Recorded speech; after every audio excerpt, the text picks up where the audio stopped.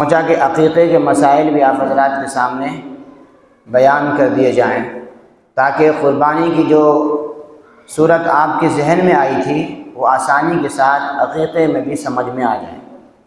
تو ہم آج آپ کے سامنے عقیقے کے سلسلے میں چند اہم اور ضروری مسائل بیان کریں گے۔ اللہ تعالیٰ یاد رکھنے اور عمل کرنے کی توفیق عطا فرمائے۔ سب سے پہلے یہ سمجھ لیجئے کہ قربانی اور عقیقہ یہ دونوں ایک ہی جیسی چیز ہے۔ فرق کیا ہے کہ قربانی سال میں صرف 3 دن ہے، وہ فکس ہے، وہ اس میں کوئی چینجنگ نہیں ہو سکتی، کوئی بدلاؤ نہیں ہو سکتا، سال میں وہی 3 دن ہے، اور قربانی کی کوئی نفل نہیں ہے۔ نہیں سمجھے؟ قربانی کی کوئی الگ سے نفل نہیں ہے۔ جیسے رمضان کے روزے رکھے اور آپ کوئی روزہ رکھتا ہے تو نفلی روزہ ہے، نماز پڑھ لیا، اور اگر وہ بعد میں نماز پڑھنا چاہے تو نماز پڑھ سکتا ہے، لیکن قربانی وہ 3 ہی دن ہے۔ 3 دن کے بعد اب سال کے درمیان میں کبھی بھی اگر آپ قربانی کرنا چاہیں تو قربانی نہیں ہوگی، وہ صدقہ ہو جائے گا، آپ ایصال ثواب کر سکتے ہیں، خیرات کر سکتے ہیں، لیکن قربانی وہ والا عمل ممکن نہیں ہے۔ آپ صرف قربانی کے دن میں نفلی قربانی کر سکتے ہیں، ایکسٹرا قربانی کر سکتے ہیں۔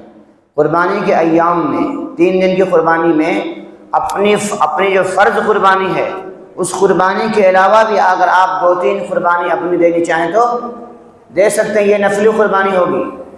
لیکن یہ بھی نفلی قربانی بھی صرف قربانی کے دنوں میں ہوگی، قربانی کے بعد یہ نفلی قربانی بھی نہیں ہو سکتی۔ جیسے میں نے پچھلے جمعہ میں بتایا تھا کہ اللہ کے رسول صلی اللہ علیہ وسلم نے حجۃ الوداع کے موقع پر 100 اونٹ ذبح فرمائے تھے، تو حضور کی طرف سے تو ایک ہی اونٹ فرض تھا نا قربانی کے حساب سے، واجب تو ایک ہی تھا، لیکن پھر یہ 100 اونٹ آپ نے کیسا کیا؟ یہ 100 اونٹ نفلی قربانی ہے کہ آدمی جتنا چاہے عبادت اپنے حصے میں شامل کر سکتا ہے۔ تو یہ بھی ذہن میں ہے ہمارے لوگوں کے کہ ایک قربانی دے دیے تو بس نہیں، آپ ایک ساتھ میں 8-10 قربانی بھی اپنی پیش کر سکتے ہیں، یہ نفلی قربانی۔ لیکن یہ نفلی قربانی بھی اتنی اہم ہے کہ یہ صرف 3 دن ہی کے اندر معتبر ہے، 3 دن کے بعد اس قربانی کا کوئی عمل باقی نہیں رہتا ہے، ایصال ثواب صدقہ خیرات ہی رہ جائے گا بس، اور کچھ باقی نہیں۔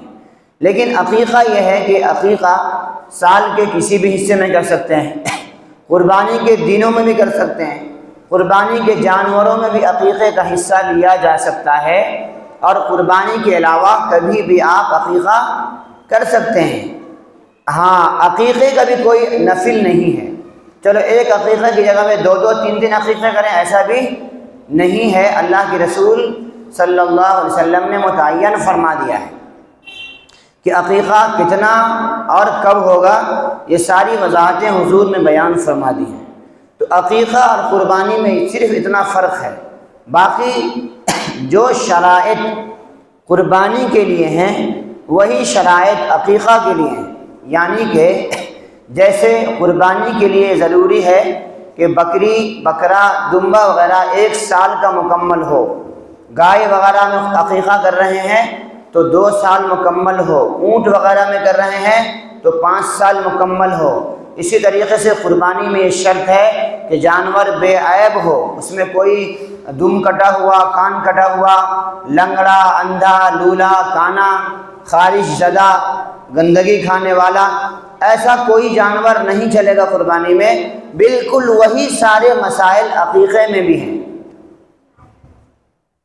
عقیقے کے اندر بھی جانور کا تندرست ہونا ضروری ہے، صحیح سالم ہونا ضروری ہے، اور کان کٹا ہوا ہوگا تو عقیقہ نہیں ہوگا، دم کٹا ہوا ہوگا تو نہیں ہوگا، آنکھ پھوٹی ہوئی ہوگی، اندھا جانور ہوگا اس کا عقیقہ نہیں ہوگا۔ اسی طریقے سے لنگڑا جانور ہے، خارش زدہ جانور ہے، بہت لاغر اور کمزور جانور ہے، یعنی یہ سمجھ لیجئے کہ اگر عیب والا جانور جو قربانی میں جائز نہیں ہے وہ عقیقے میں بھی جائز نہیں ہے، دونوں کے مسئلے ایک جیسے ہیں۔ جیسے قربانی کے گوشت کا مسئلہ ہے، 3 حصہ کریں، ایک حصہ کھائیں، ایک حصہ بانٹیں اور ایک حصہ دوستوں میں غریبوں میں تقسیم کریں، اور غریبوں میں اور دوستوں میں ایسا ہی عقیقے کا گوشت بھی 3 حصہ کیا جائے گا، ایک اپنے لیے، ایک دوستوں کے لیے اور ایک غریبوں کے لیے۔ جیسے قربانی کے کھال کے مسائل ہیں کہ قربانی کے کھال کے مسائل میں سے یہ ہے کہ اگر آپ چمڑے کا استعمال خود کرنا چاہیں، گوشت کی طریقے سے حلال ہے، کوئی مسئلہ نہیں، کر سکتے ہیں، لیکن اگر آپ نے بیچ دیا تو اس کی قیمت صدقہ کرنی پڑے گی، یا اگر کسی اور کو کھال دینا چاہیں تو آپ ہدیہ بھی کر سکتے ہیں، صدقہ بھی کر سکتے ہیں۔ تو یہ مسئلہ بالکل عقیقے ہی کے جیسا، قربانی ہی کے جیسا ہے۔ یہ بات سمجھ لینے کے بعد اب ہم ایک اہم مسئلہ بتاتے ہیں آپ، عقیقہ کیوں کیا جاتا ہے، عقیقہ کیا ہے؟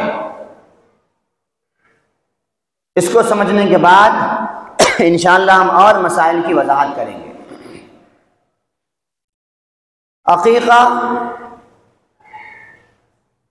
یہ عربی کا ایک لفظ ہے جس کے معنی آتا ہے گردن آزاد کرنا۔ کیا معنی ہے؟ گردن آزاد کرنا۔ اللہ کے رسول صلی اللہ علیہ وسلم نے ارشاد فرمایا کہ جب کوئی بچہ پیدا ہوتا ہے تو وہ مرہون ہوتا ہے، یعنی رہن رکھا ہوا ہوتا ہے۔ جب اس کا عقیقہ کر دیا جاتا ہے تو گویا اس کی گردن آزاد ہو جاتی ہے۔ اور عقیقہ دراصل یہ اپنی اولاد کی پیدائش کے شکرانے میں اللہ کی ایک عبادت ہے۔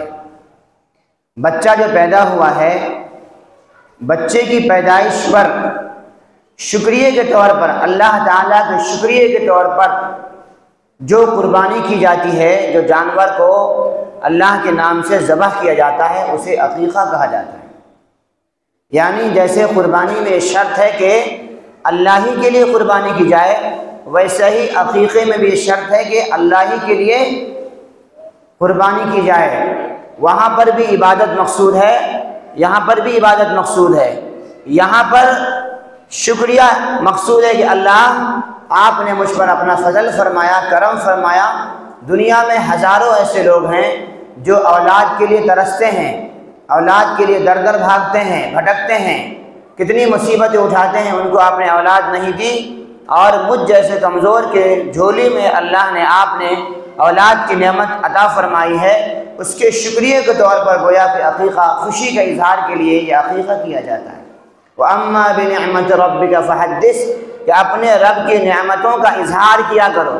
تو گویا یہ خوشی کا اظہار ہے کہ اللہ نے ہمیں نعمتوں سے نوازا ہے، اولاد کی نعمتوں سے نوازا ہے۔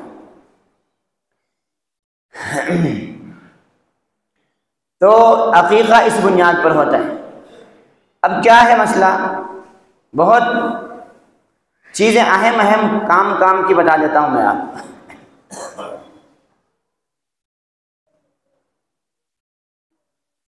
جب کسی کو اولاد پیدا ہو،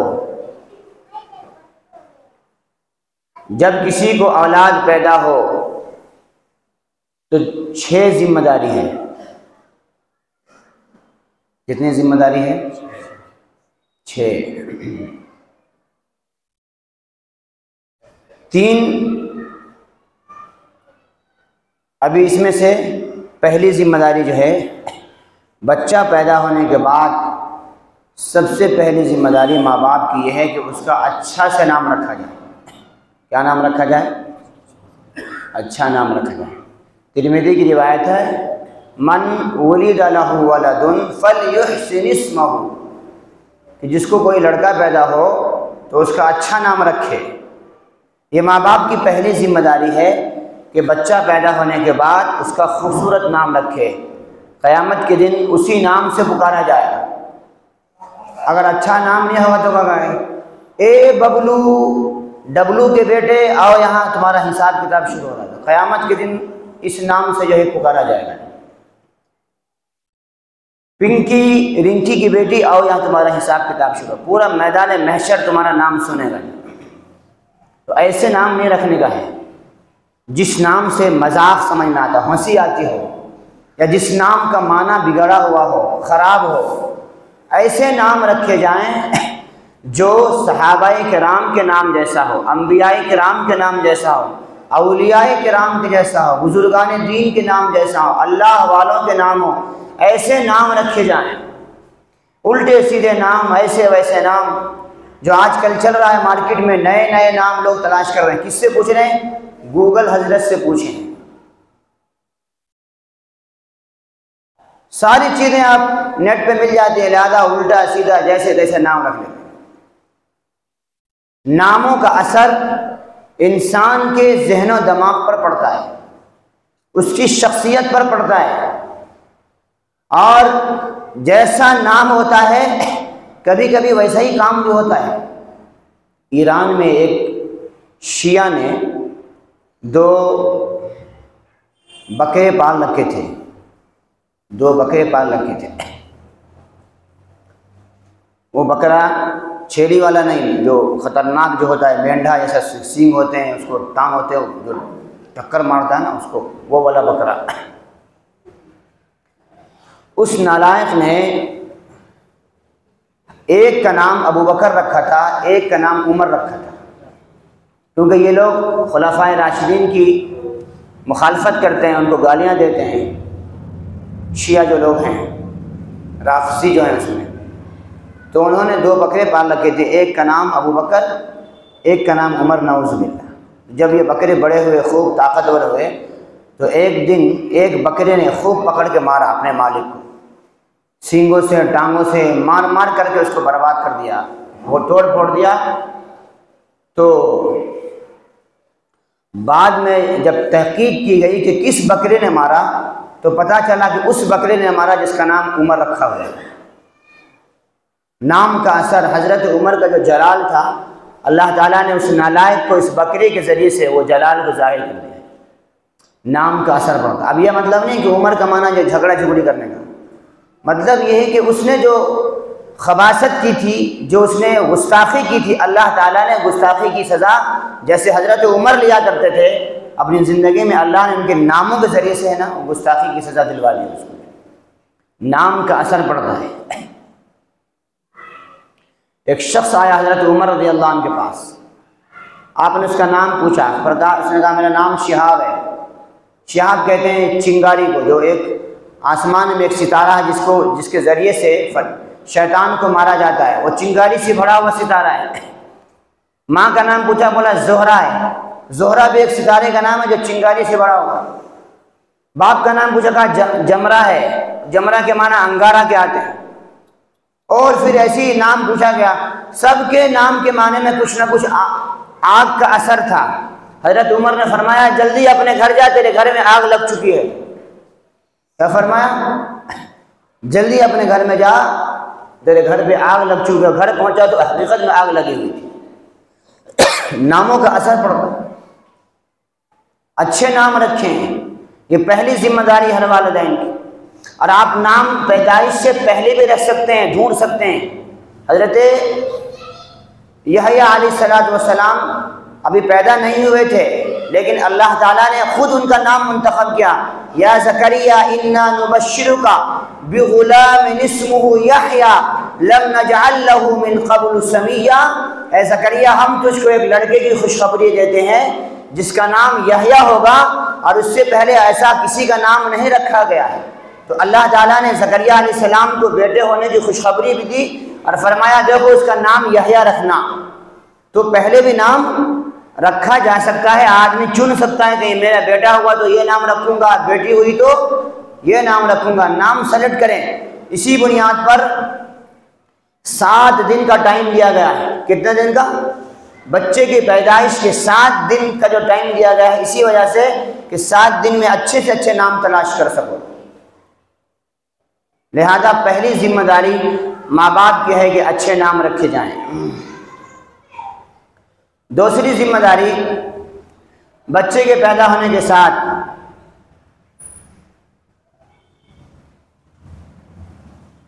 اس کے سر کے بال اتاریں، تہنیک کریں اور اس کا ختنہ کریں۔ کیا کریں؟ ختنہ یہ بھی ماں باپ کی ذمہ داری ہے۔ ختنہ کیا ہے؟ آپ کو سب کو معلوم ہے، ختنے کا جو وقت ہے وہ بچے کی صحت کے اوپر ہے۔ مناسب یہ ہے کہ 7 دن میں کر دیا جائے، لیکن اگر وہ بچہ کمزور ہے، صحت مند نہیں ہے، بیمار ہے یا ICU میں بند ہوتا ہے تو ظاہر سی بات یہ ممکن نہیں ہے۔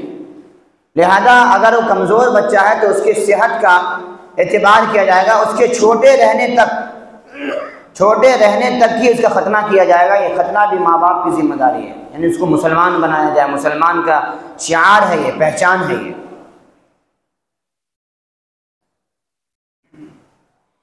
تیسری ذمہ داری عقیقے کی ہے، لیکن یہ واجب اور فرض نہیں ہے، بہتر اور مناسب اور مستحب اور سنت عمل ہے۔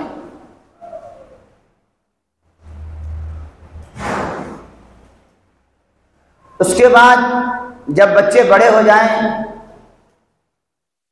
چلنے پھرنے لگیں، بولنے لگیں، تو ماں باپ کی ذمہ داری ہوتی ہے کہ اس بچے کو بہترین تربیت دے، اچھی تعلیم دے، اللہ اور اس کے رسول کی پہچان کرائے۔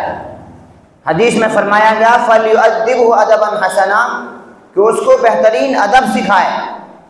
اور حضور نے فرمایا، بخاری شریف کی روایت ہے، مَا نَحَلَ وَالِدٌ وَلَدًا أَفْضَلَ مِنْ أَدَبٍ حَسَنٍ، فرمایا کہ کوئی باپ اپنے بیٹے کو سب سے اچھا تحفہ اگر کوئی دے سکتا ہے تو بہترین تعلیم، بہترین ادب ہے۔ اس سے اچھا کوئی تحفہ ہی نہیں ہے۔ باپ نے اگر بیٹے کو تعلیم نہیں دی، علم نہیں سکھایا، تربیت نہیں کی اور خوب پیسے دے دیے اور اس کو پراپرٹیوں اور جائیدادوں کا خوب بڑا مالک بنا دیا، مر جائے گا تو یہ بیٹا کیا کرے گا؟ سب سے پہلے ان پراپرٹی کو ہڑپ کر کے پورا کھانے کی کوشش کرے گا، ختم کرے گا، پیسے بھی کھا جائے گا۔ سب کچھ ختم ہونے کے بعد پھر وہ گناہوں میں پڑے گا اور وہ اس طریقے سے پوری زندگی اس کی گناہوں کے ساتھ، نافرمانی کے ساتھ گزر جائے۔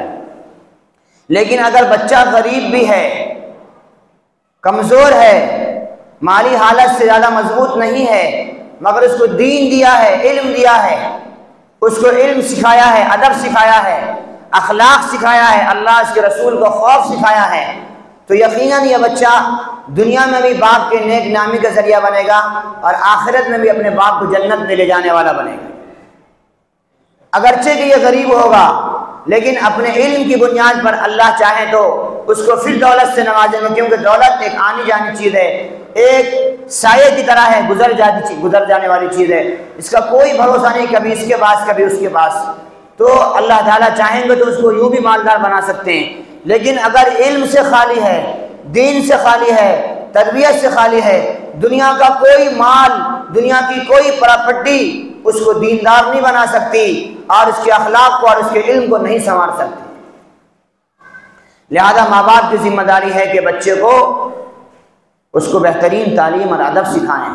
ابھی جون کا مہینہ چل رہا ہے، آپ حضرات اپنے اپنے بچوں کو داخل کروا رہے ہوں گے اسکول و کالجوں میں، ضرور پڑھوائیے، لیکن ماحول کیسا ہے آپ سب کو پتہ ہے، بار بار بولنے کی ضرورت نہیں ہے۔ آپ اپنے بچوں کو مسلمانوں کے اسکول میں، ایسے مسلمانوں کے اسکول میں داخل کرائیں جہاں پر اسلامی تعلیم کا نظام ہے، اسلامی ماحول ہے، اسلامی ڈھنگ سے پڑھایا جاتا ہے، کم سے کم مسلمان تو باقی رکھا جاتا ہے۔ کچھ نہیں سکھایا گیا، کچھ دین کی تعلیم نہیں دی گئی، پھر بھی مسلمان تو باقی رہنے دیا گیا، اتنا تو ہونا چاہیے۔ آپ ایسے اسکولوں میں بڑی بڑی فیس دے کر کے داخل کرائیں جہاں پر آپ کے بچوں کو شرک سکھایا جائے، کھانا کھانے سے پہلے غلط سلط باتیں پڑھوائی جائیں، روزانہ اس کو سوریہ نمسکار اور کسی فوٹو کے سامنے، کسی بت کے سامنے یا کسی تصویر کے سامنے ہاتھ جوڑنے لگایا جائے۔ ایسے اسکول میں آپ ہرگز اپنے بچوں کو داخل نہ کرائیں۔ آپ جو پیسے دے رہے ہیں وہ پیسے آپ بت کے سامنے ہاتھ اٹھانے کے لیے، کسی فوٹو کے سامنے ہاتھ جوڑنے کے لیے، سوریہ نمسکار کرانے کے لیے، یا شرک سکھانے کے لیے، یا گمراہی اور عقیدوں کو بگاڑنے کے لیے نہیں، بلکہ آپ جو پیسے دے رہے ہیں وہ بچوں کو بہترین ایجوکیشن دینے کے لیے، بہترین تعلیم دینے کے لیے، بہترین تربیت سکھانے کے لیے دے رہے ہیں، مگر آپ کے پیسوں کا غلط استعمال ہوتا ہے۔ آپ ایسے اسکولوں کا بائیکاٹ کریں، ایسے اسکولوں کو ہرگز اپنے بچوں کو داخل نہ کرائیں۔ آپ کے بچے جاہل رہ جائیں گے، یہ ممکن ہے، یہ مناسب ہے، یہ منظور ہے، مگر اپنے بچوں کو شرک نہیں سکھا سکتے۔ اپنے ہاتھوں سے اپنے پیسہ دے کر کے بچوں کو شرک سکھانا یہ خود بھی جہنم میں جانے کے برابر ہے اور اپنے بچوں کو بھی جہنم میں لے جانے کا سامان ہے۔ اس سے آپ کو بچنا ضروری ہے۔ آپ کدھر ہو، کہاں ہو، کیا سوچ رہے ہو؟ آپ اپنے پیسے دے کر کے ایسا ایجوکیشن دلا رہے ہیں کہ جو بچوں کو جا کے ملحد بنا دے، مرتد بنا دے، گمراہ بنا دے، دین بیزار بنا دے، دین سے اس کو دور کر دے۔ ایسے تعلیم کی ضرورت نہیں ہے۔ ان تعلیم سے کیا ہوگا؟ آئندہ چل کر کے آپ کے بچے آپ کے بھی نہیں ہوں گے، دین کے بھی نہیں ہوں گے، اللہ کے بھی نہیں ہوں گے، رسول کے بھی نہیں ہوں گے۔ دینی ماحول کے ساتھ یا تو اپنے اسکول کالج بنائیں، یا جہاں جہاں بھی مسلمانوں کے اسکول ہیں اس کو سپورٹ کریں، اور وہاں بیٹھ کر کے آپ کاؤنسلنگ کریں، بیٹھ کر کے گفتگو کریں، وہاں کا ماحول کو سپورٹ کر کے چینج کرنے کی کوشش کریں، ساتھ دیں، تاکہ ہمارے بچوں کو اسلامی ماحول کے ساتھ، کم سے کم مسلمانی ماحول کے ساتھ تو تعلیم دی جا سکے۔ تو یہ آپ کی ذمہ داری، ہماری ذمہ داری ہے، ہر والدین کی ذمہ داری ہے اپنے بچوں کو بہترین اسلامی اور دینی اور تربیتی تعلیم دینے کی۔ آخری ذمہ داری ہے، بچہ اگر بڑا ہو جائے، بالغ ہو جائے، فرمایا حضور نے فَإِذَا بَلَغَ فَلْيُزَوِّجُهُ، جب وہ بالغ ہو جائے تو پھر اس کا نکاح کر دو۔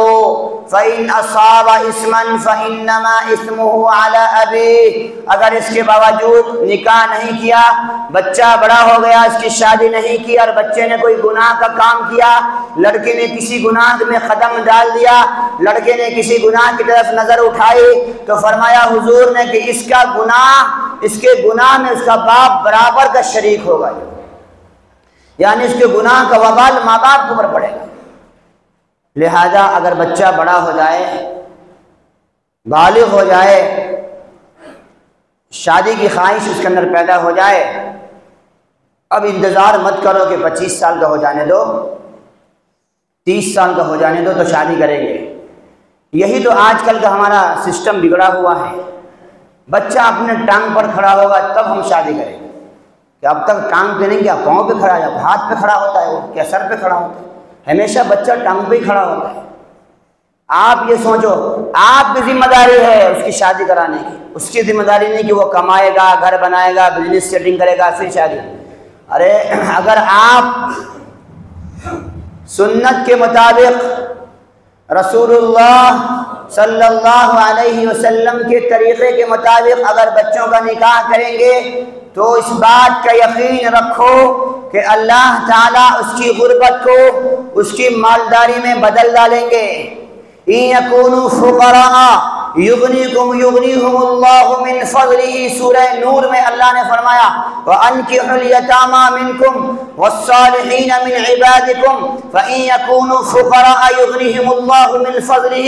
اے لوگوں، اپنے بیواؤں کی، وہ عورتیں جن کا نکاح نہیں ہوا، یا بیوہ عورتیں ہیں وہ، یا طلاق یافتہ عورتیں ہیں وہ، یا اسی طریقے سے وہ مرد جس کا نکاح نہیں ہوا، یا وہ تمہارے جو نیک غلام ہیں، نیک لوگ ہیں، نیک لڑکے ہیں، ان تمام کا نکاح کر دو۔ اگر یہ غریب ہوں گے اللہ ان کو اپنے فضل سے مالدار کر دیں گے، یہ تو قرآن کا وعدہ ہے۔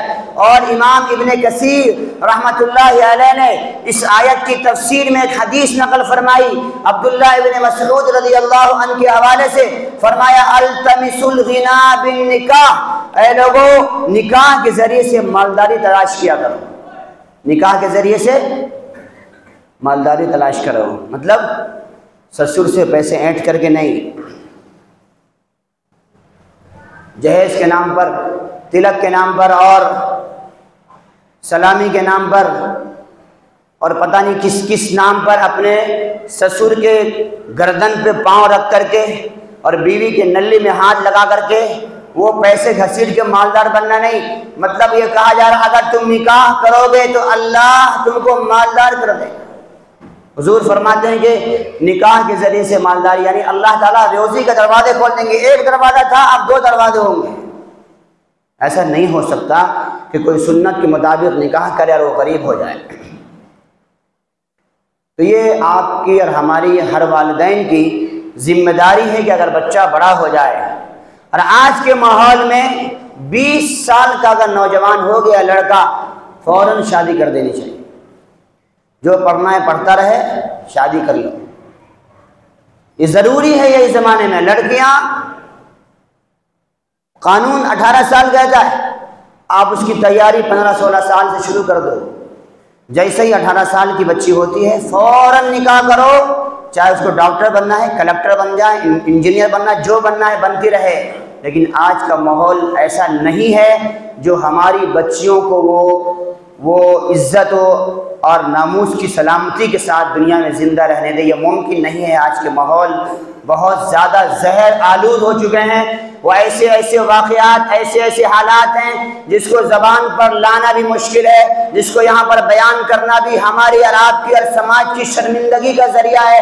اس کو جملوں میں اور لفظوں میں بیان کرنا آسان کام نہیں ہے، اس کے لیے دل جگر اور گردے کی ضرورت ہے۔ لیکن حالات ایسے ہیں، اگر ہم نے اس پر کنٹرول نہیں پایا، اور اس کا صرف آسان راستہ جو حضور نے بتایا وہ نکاح ہے، اور نکاح وہ جو ہمارے حضور کے طریقے پر ہو، سادگی کے انداز میں ہو۔ اگر ایسے ویسے نکاح کریں گے تو ظاہر سی بات ہے کہ 20-20 سال نہیں، 25-25 سال، 30-30 سال تک کی لڑکیاں بیٹھی ہوئی ہیں، انتظار کر رہی ہیں، صرف اس بنیاد پر ان کا نکاح نہیں ہو رہا ہے کہ کوئی رحم دل، کوئی منصف مزاج، کوئی اللہ سے ڈرنے والا بغیر جہیز کے اور بغیر لین دین کے نکاح کرنے کو تیار نہیں ہے۔ وہ انتظار کر رہی ہیں کہ کوئی آئے گا رحم دل اور انصاف سے اس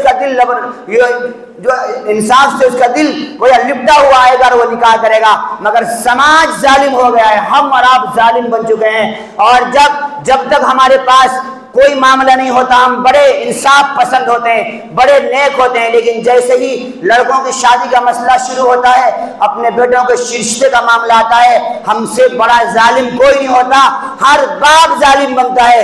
اگلی صف میں نماز پڑھنے والا اور خانہ کعبہ سے لگ کر کے طواف کرنے والا ظالم جب اپنے بیٹے کا نکاح کرتا ہے تو اس وقت بیٹی والوں پر ظلم کر رہا ہوتا ہے اور اس کے ساتھ کھلواڑ کر رہا ہوتا ہے، اس کی عزت و ناموس پر حملہ کر رہا ہوتا ہے، اور شادی اور جہیز کے نام پر اپنی دینداری کو بچانے کی کوشش کر رہا ہوتا ہے۔ یا آپ ذہن میں رکھ لو، اگلی صف کے نمازی ہو جانے سے، یا حج پر حج کر لینے سے، عمرہ پر عمرہ کر لینے سے، خانہ کعبہ کے ساتھ جڑ کر کے طواف کر لینے سے آپ کا یہ جرم چھپے گا نہیں، آپ کا یہ ظلم ختم نہیں ہوگا۔ قیامت کے دن اس کے ایک ایک روپے کا حساب دینا ہوگا جو آپ نے لڑکی والوں سے وصول کیے تھے جہیز کے نام پر یا کھانے کے نام پر یا لین دین کے نام پر۔ یاد رکھو تمہاری ساری دینداری پہ پانی پھر جائے گی اگر آپ نے یہ کام کیا ہے۔ یہ اس کا نقصان یہ ہو رہا ہے کہ ہماری بیٹیاں آج ہمارے ساتھ رہتے رہتے، ہمارے گھر میں پڑھتے پڑھتے، ہمارے پاس پڑھتے پڑھتے، ہمارے گھر میں رہتے رہتے آج وہ غیروں کے ساتھ جانے پر مجبور ہو رہی ہیں۔ آج ان کے ساتھ جو راستہ نظر آ رہا ہے، اسلام کا جو راستہ چھوڑ رہی ہے، اس میں سب سے بڑی ذمہ داری ہم اور آپ مسلمانوں کی ہے، دوسروں کی بعد میں آئے گی۔ لہذا اپنے آپ کو تیار کیجئے اس کے لیے اور توبہ کیجئے اللہ پاک سے کہ ہم کیا کر رہے ہیں، ہمارے سماج میں کیا ہو رہا ہے۔ یہ ماں باپ کی ذمہ داری ہے۔ اس میں نے آپ کو جو 6 باتیں بتائی ہیں اس میں سے 3 باتیں اہم ہیں۔ ایک تو یہ ہے کہ ماں باپ جیسے ہی بچہ پیدا ہو تو اس کا اچھا سا نام رکھا جائے۔ دوسری، اس کے کان میں اذان اور اقامت کہیں گے، تہنیک کریں گے۔ تہنیک کیا ہے؟ کسی بزرگ سے، کسی اللہ والے سے، کسی دیندار سے یا امام صاحب سے یا کوئی ہمارے گھر میں گاؤں میں کوئی نیک آدمی ہو، اس کے ذریعے سے کھجور یا شہد اس کے منہ میں لگا دیں، اپنے منہ میں لگائیں اور پھر بچے کے منہ میں چٹا دیں۔ یہ حضور کی سنت میں سے ہے۔ تہنیک کرنے والا نیک ہونا چاہیے، عورتوں سے تہنیک نہ کرایا جائے۔ علماء کہتے ہیں اگرچہ کہ عورت دیندار ہو، مگر مرد اگر بچہ ہے تو عورت سے تہنیک نہ کرائیں، اس کا بھی اثر پڑتا ہے۔ لڑکی ہے تو چلے گا، لڑکوں کی تحنیک عورت سے نہ کرائی جائے، مرد ہو اور مرد میں بھی دیندار آدمی ہو۔ کوئی گٹکا کھانے والا آیا اور اس نے شہد لگایا تو گٹکا بھی چلا جائے گا، منہ پاک صاف رہنا۔ دوسرا، 7 دن ہو جائے، 7ویں دن اگر بچہ رات میں پیدا ہوا ہے تو رات کا اعتبار نہیں ہے، صبح کا اعتبار ہے۔ جیسے کہ آج کون سا دن ہے؟ اگر کسی کو رات میں بچہ پیدا ہوا ہے تو آج جمعہ کے دن سے اس کا اعتبار ہوگا۔ جمعہ، ہفتہ، اتوار، پیر، منگل، بدھ، جمعرات، یہ 7 دن ہوں گے۔ 7ویں دن بچے کا بال نکالا جائے، بچے کا بال نکال دیا جائے۔ اگر وہ بچہ صحت مند ہے، ICU میں نہیں ہے، اپنے سے نکالو چاہے حجام سے نکالنا۔ بال کا نکالنا ایک الگ سنت ہے، عقیقہ الگ سنت ہے، نام رکھنا ایک الگ سنت ہے، اور تحنیک کرنا یہ الگ سنت ہے۔ چاروں سنتیں الگ الگ ہیں، سمجھ میں آیا؟ اب بچے کا بال نہیں کاٹتے، کیوں؟ عقیقہ نہیں ہوا بولتے۔ کہاں؟ تو ٹالی کٹے جائیں گے تب جا کے بال کٹے گا۔ وہ بڑھن نگر جانا ہے تب جا کر کے، دادا حیات قلندر پہاڑ کے مزار پہ جانے کے بعد بال کٹے گا۔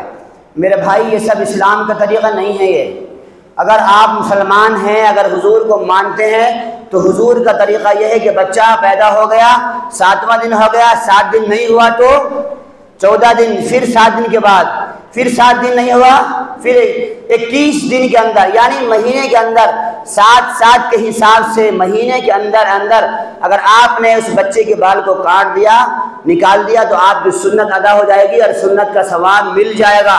ایک مہینے کے بعد یعنی 7 کے حساب سے 4 ہفتے کے بعد اگر آپ بال نکالتے ہیں تو بال تو نکل جائے گا، لیکن جو سنت کا ثواب ہے آپ کو وقت کے اندر کا ثواب نہیں ملے گا۔ اور بال نکالنے کے لیے کسی درگاہ پہ جانے کی ضرورت نہیں ہے، کسی مزار پہ جانے کی ضرورت نہیں ہے، اپنے گھر میں بال نکالنا ہے۔ کہاں نکالنا ہے؟ یہ حضور کا طریقہ ہے۔ لوگوں نے کہاں سے بنا لیا پتہ نہیں ساری چیزیں۔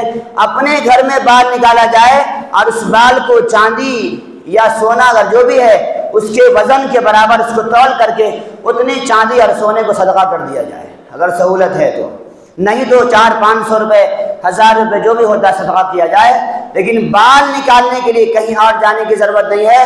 عقیقہ ہو گیا ہے، بال نکالے نہیں، بال نکالنے کے بعد پھر بال وہاں جا کے بکرا کرتے ہیں۔ یہ سب بھائی اسلامی طریقہ نہیں ہے، یہ ہمارے نبی کا طریقہ نہیں ہے، یہ غیروں کا طریقہ ہے جو ہم میں آ گیا ہے، لہذا اس کو بدلیں۔ تو بال کا کٹانا ایک الگ سنت ہے۔ 7ویں دن بال کاٹا جائے، زعفران لے لیں، زعفران کیسر پانی میں گھولیں اور گھول کر کے اس کو لیپ بنا کر کے اس کے سر پہ لگا دیں۔ کیا کر دیں؟ تالو میں لگا دیں، تھوڑی دیر رہنے دیں، 2 3 4 5 گھنٹے، یا جب تک رہے گا بعد میں اس کو دھو سکتے ہیں۔ یہ طریقہ ہے۔ اس کے بعد عقیقہ اگر ہو سکے تو اسی دن عقیقہ کر دو 7ویں دن، اور اسی دن آپ چاہیں تو اس کا ختنہ بھی کر دیجئے اگر طاقت ہے تو بچے کے اندر، نہیں تو ختنہ ایک الگ سنت ہے، وہ جب بچہ صحت مند ہوگا تب کر سکتے ہیں۔ ختنے کے لیے کوئی الگ سے رسم نہیں ہے، ختنے کی کوئی دعوت نہیں ہے اسلام کے اندر، ختنہ کا کوئی عمل نہیں ہے، بس ختنہ اتنا ہے کہ بچے کا جو شرمگاہ کاٹی جاتی ہے، اس کے علاوہ کچھ نہیں ہے۔ اس کے لیے دعوت دینا، لوگوں کو بلانا، گھر میں جوڑنا، بچہ تمہارا رو رہا ہے تم یہاں مٹھائی کھا رہے ہو، شرم کچھ آنی چاہیے نہیں آنی چاہیے؟ بچہ وہاں زخم سے تڑپ رہا ہے، یہاں لوگ کھانا کھا رہے ہیں گھر میں، یہ کتنی شرم کی بات۔ کس نے یہ ساری چیزیں ہمارے یہاں ڈال دی ہے؟ پتہ نہیں ہے۔ اسلام کے اندر ختنہ نام کی کوئی دعوت نہیں ہے، یاد رکھو۔ جیسے اسلام میں ستواسا نہیں ہے، جیسے اسلام کے اندر چلہ نہیں ہے، بچہ پیدا ہو گیا اس کے 40واں کرے 40 دن کا، یہ سب اسلامی طریقہ نہیں، یہ سب غیروں کا طریقہ ہے جو ہم میں آیا ہوا ہے۔ یہ ستواسا یہ ہمارے معاشرے کا ظلم ہے، یہ لڑکے والوں کا ایسا ظلم ہے جس کا قیامت میں بہت خطرناک حساب دینا پڑے گا۔ ظلم پر ظلم، مہمانی کرنے کے لیے مہمان بن کر کے جا رہا ہے، مہمان آ رہے ہیں گھر میں لڑکی والے اور وہ پکا کے لائیں گے، اس سے بے شرمی کی بات کیا ہوگا؟ بے شرم اور بے حیا لوگ اس طریقے کا کام کرتے ہیں، اپنے آپ کو توبہ کرو کہ کیا کر رہے ہو۔ بہرحال یہ ساری چیزیں، ایسا سنت الگ ہے اور بدعت الگ ہے، یہ سب رسم و رواج غیروں کے ہم میں آئے ہوئے ہیں۔ اس کے بعد ایک اور مسئلہ کیا بتایا تھا؟ عقیقے کا۔ عقیقہ جیسے میں نے کہا کہ شروع میں بتایا کہ جو قربانی ہے وہی عقیقہ ہے، سیم جیسے قربانی میں 3 حصہ گوشت کر دیا جائے ویسا ہی عقیقے میں بھی 3 حصہ گوشت کر دیں گے، ختم۔ اب یہ کہ ہمارے ہاں یہ سلسلہ چل پڑا ہے، عقیقہ بولے تو کیا شادی محل بک کرنا، اب تو لوگ اس کے لیے بھی کارڈ بنانا شروع کر دیے، 1 بکرا کاٹیں گے نہیں چلے گا تو 4 بکرے کاٹو، یعنی کہ مصیبت پال رہے ہیں لوگ اپنے اوپر۔ عقیقہ صرف اتنا ہے کہ آپ بکرا ذبح کریں یا جو بھی جانور آپ نے لیا ہے، لڑکے کی طرف سے 2، لڑکی کی طرف سے 1۔ اگر آپ کے پاس گنجائش نہیں ہے تو لڑکے کی طرف سے بھی 1 کر سکتے ہیں۔ حضرت رسول اللہ صلی اللہ علیہ وسلم نے حضرت حسن رضی اللہ عنہ کی طرف سے آپ نے عقیقہ فرمایا، 1 ہی بکرا ذبح فرمایا، ٹھیک ہے؟ تو یہ تو حدیث حضور کا عمل ہے، 2 ہو تو اچھا ہے، 2 نہیں 1 ہے تو بھی عقیقہ ہو جائے گا۔ آپ گوشت کی تقسیم کر دیجئے، کھا لیجئے، ہو گیا، ماں باپ بھی کھا سکتے ہیں عقیقے گوشت میں سے قربانی کی طریقے سے، لیکن ہم نے عقیقہ کو کیا بنا دیا؟ ایک بڑا سا بھنڈارا بنا دیا، اس کو ایک بڑا سا شامیانہ لگانا ہے، سب کو دعوت دینی ہے، وہ چھوٹ گیا تو وہ ناراض، وہ چھوٹ گیا تو وہ غصہ۔ اب یہ مصیبت کس نے بنایا؟ ہم نے اپنے اوپر لاگو کر لیا ہے، یہ اسلام نے نہیں۔ اسلام تو بہت سمپل تھا، ہمارا طریقہ بہت آسان بتایا تھا، عقیقہ کرو، ذبح کرو، گوشت تقسیم کر دو، گھر میں اپنا اپنا پکا لیں گے، کھا لیں گے، جتنا بانٹ سکتے تھے بانٹو، ہو گیا، ختم۔ ہاں جائز تو ہے، ولیمے کی دعوت کرنا جائز تو ہے، مگر واجب نہیں ہے، شرط نہیں ہے، ضروری نہیں ہے۔ یہ ہم نے جو ماحول بنایا، جو کریٹ کیا ہے ہم نے یہ ماحول، یہ ہمارے اوپر خود نقصان کا ذریعہ بن گیا ہے، مصیبتوں کا ذریعہ بن گیا۔ اب عقیقہ کرنے والے بھی سوچتے ہیں تو بچہ جب بڑا ہوتا ہے، شادی ہوتی تب اس کا عقیقہ ہوتا ہے، حالانکہ عقیقے کی سنت ہے کہ 7ویں دن کیا جائے، 7ویں دن نہیں تو پھر 7 دن چھوڑ کے، پھر 7ویں دن نہیں ہوتا پھر 7ویں، 1 مہینے کے اندر 4 ہفتے کے اندر اگر آپ نے عقیقہ کر دیا تو عقیقے کی سنت ادا ہو جائے گی، بعد میں عقیقے کا ثواب تو ملے گا، سنت کا ثواب نہیں ملے گا۔ لہذا ہم نے قربانی کے مسائل آپ کے سامنے رکھے تھے، عقیقے کے مسائل بھی رکھ دیے۔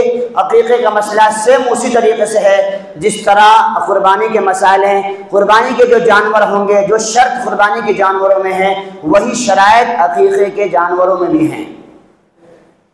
لہذا یہ 4 چیزیں ہیں، بچے کا اچھا نام رکھنا، بچے کی تحریک کرنا، اذان اقامت کہنا اور ختنہ کرنا اور عقیقہ کرنا، بچہ کے اچھی تعلیم و تربیت اور اس کے لیے اس کی شادی مناسب وقت میں، یہ ذمہ داری ہے ماں باپ کی۔ اس میں سے بچے کی پیدائش کے وقت میں یہ جو سنتیں ہیں، ہر سنت الگ الگ ہے، ایک سنت کو دوسری سنت سے ٹکرا کر کے کام کو خراب نہ کریں اور نئے نئے رسم و رواج سے اپنے آپ کو بچائیں۔ اللہ تعالی ہم سب کو اپنے نبی حضرت محمد مصطفیٰ صلی اللہ علیہ وسلم کی سنت پر چلنے کی توفیق عطا فرمائے، رسم و رواج سے اور ہماری طرف سے بہت ساری باتیں جو بنائی گئی ہے ان چیزوں سے اور بدعت و خرافات سے بچنے کی توفیق و سعادت نصیب فرمائے۔ آمین۔ وآخر دعوانا ان الحمد للہ رب العالمین۔